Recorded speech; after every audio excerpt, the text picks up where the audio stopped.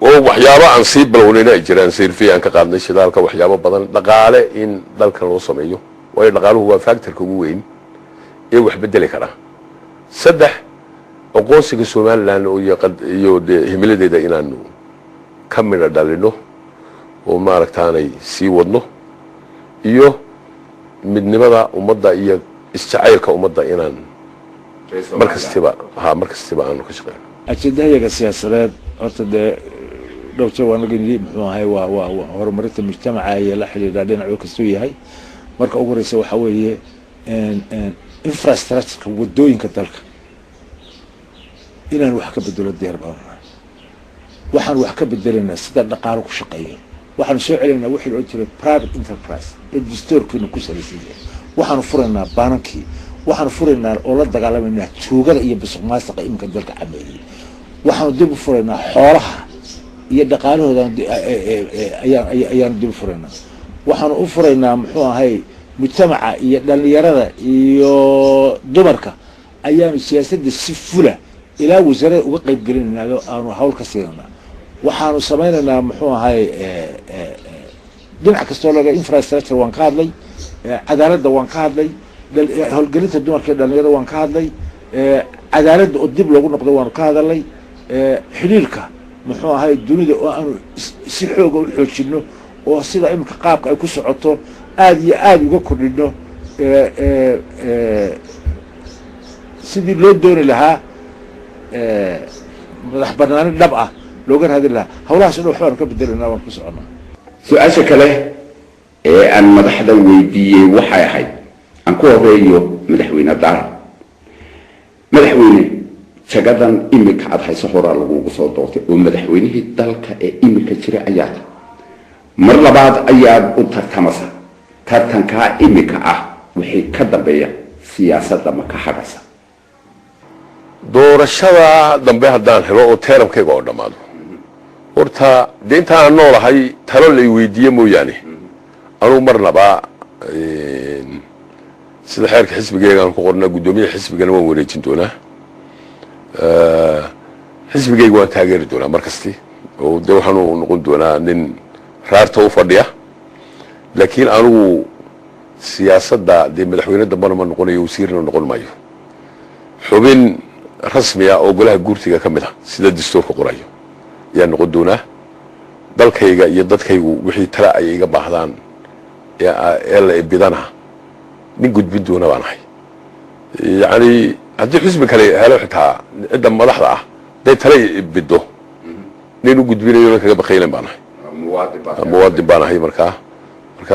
himiladaydu waa taa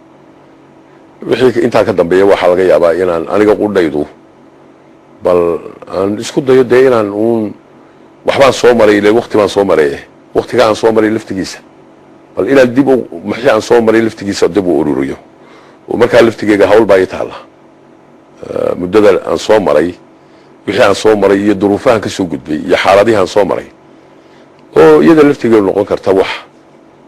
faa'iido u noqon karta oo laga faa'iideysan karo أنا قدومية أحمد محمد محمود سيراي أحمد هدي ترتن كان لقاحله كي هرانا لقاحله مكحرة ساعة ترتن دمبه مسوي حضرنا ساعة ورنفسه دحارنا هلا يقبض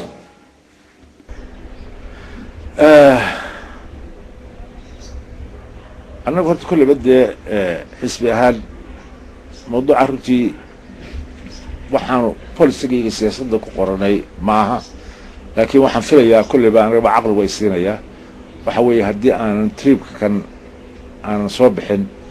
وحن ديار هاي ربنا يدتك كلام وإن شاء الله ديار بقى هاي قدومي يا فيصل هدي لقاها لا ترتك كان كي هرونا ولا لقاها ما كان لا حنسة أو بوس قاعد كلام هو بناينس مسوي واد كسي دجنانس لا لكن قول دريستو تبحان كسو دودي dadka waxa wakaalay anu way u adkaatay welcome bale qof kale keenay ان صاحبي الولي waxaynu ku jirnaa su'aalihi aan dilaha hadii ay u badan doona tanna waa lamid saddexdan inay madaxda ay tartamay ayaa waxaan weydiiyay an doonayana dadkiina daawanaya iyo dadweynuhu inay ka marxaati ka caansidii tii hore ee ahayd hadii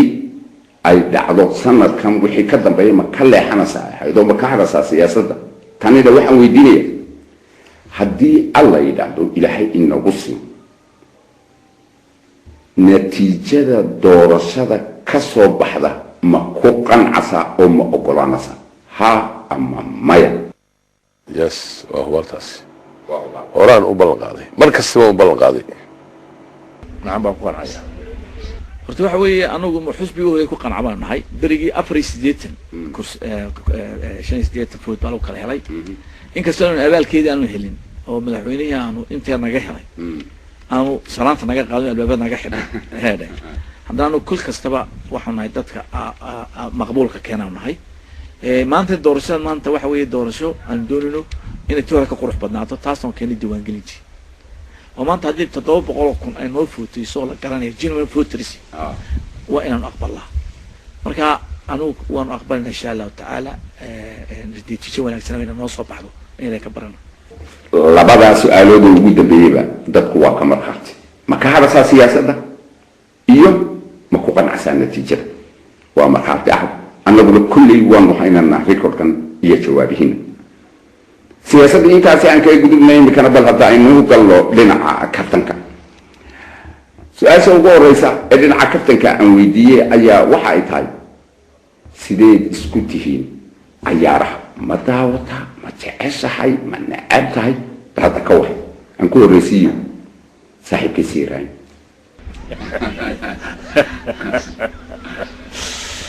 cayaaraha waqtigaygii aan dhalinta yaraa runtii cayaaraha aad baan ugu fiicnaan jiray waan cayaari jiray kubadda iyo xeegada iyo wax walba waan cayaari jiray ilaa waqti baan garanaya markii aanu muxuu ahay iskuullada secondary ku jiray oo iskuullada Somaliland oo dhan la qaaday cadal la soo cayaarayeen aniga ahaa kabtankii kulligooda watay markii cadal la soo cayaarayay laakiin taa waqti dheer baa ka dambeeyay sports xaggiisa iskuma fiicin oo socda isku diiday jiray si qolisina bariyahan xaq hawleed xaq caafimaad ma xaq hawleed baa waqti ciriir ugu yar noqday sportka aad iskuma fiicin waasay joogaraya waa la socdaa waa inta jaamacada ku jira waxaan ciyaari jiray long tennis kan ciyaari jiray long tennis kan ciyaari jiray taas markii dambe Soomaaliya ku soo noqday aan qaadkii bartay ayaga mashquusho raakis weyn haysan jiray imkana ma daawado in fact ciyaaraha laana waxa weeye laba halgan baan galay